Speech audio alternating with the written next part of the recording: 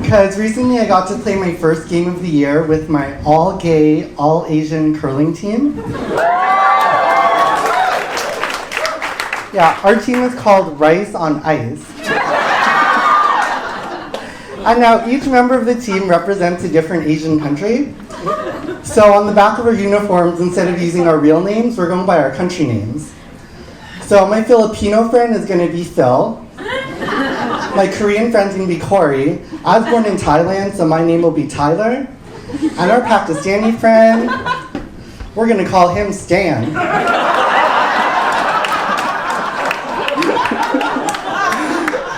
You can see half the crowd is super confused, and the other half is super racist.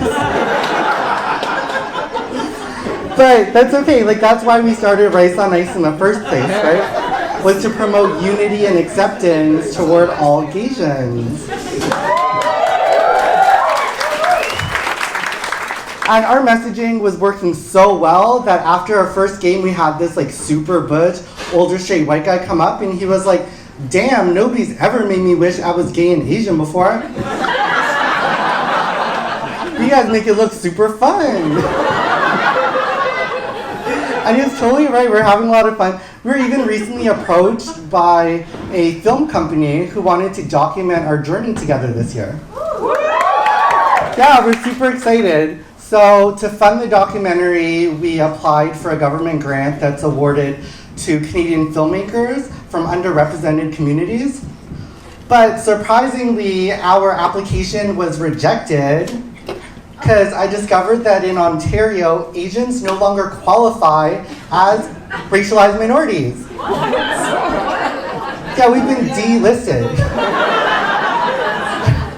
So, according to the government, this new conservative government, Asians as a whole command so much economic wealth that we're no longer affected by systemic racism. And I gotta tell you, as the official spokesperson for gay, super cute Asians, that this is super ridiculous, so ridiculous.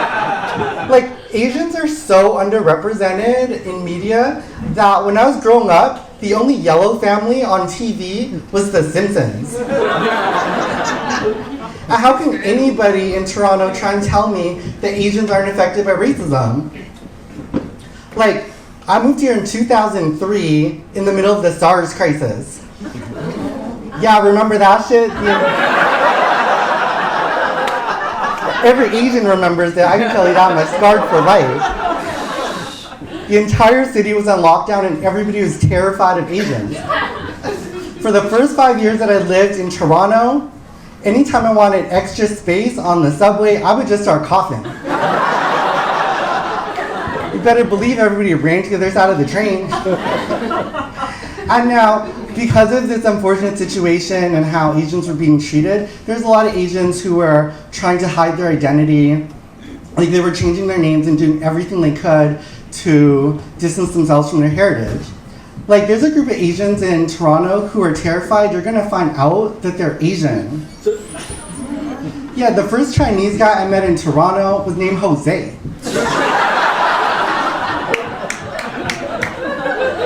And his brother's name was Pepe. And even one of my best friends, Ming, changed his name to Milton. And Ming is such a strong, traditional Chinese name, right? Like, Ming is like dynasty. Milton is like librarian. Why would you give one up for the other? I don't understand. And it wasn't just traditional names that people were abandoning, because back then there was a dramatic rise in the number of Asians converting to Christianity. And after one of my shows, I had these two Chinese religious protesters come up to me. And one of them was like, "Were you molested as a child?" I heard all gays were molested as children. And I was like, hell no, I said I was gay, not an altar boy.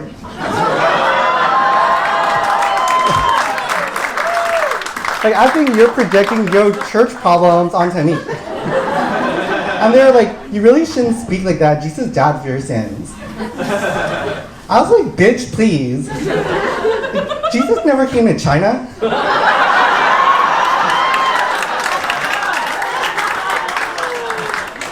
But I'm sorry they do that, but it had nothing to do with me.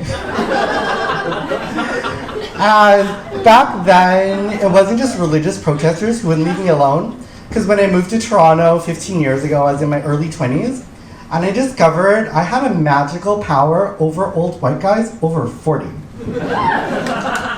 Yeah, it was like 39 and under, I was invisible, but once I hit 40, I was irresistible. I had to start warning my friends who are 39. I was like, David, your birthday's coming up in a couple of weeks, and I do not want any trouble.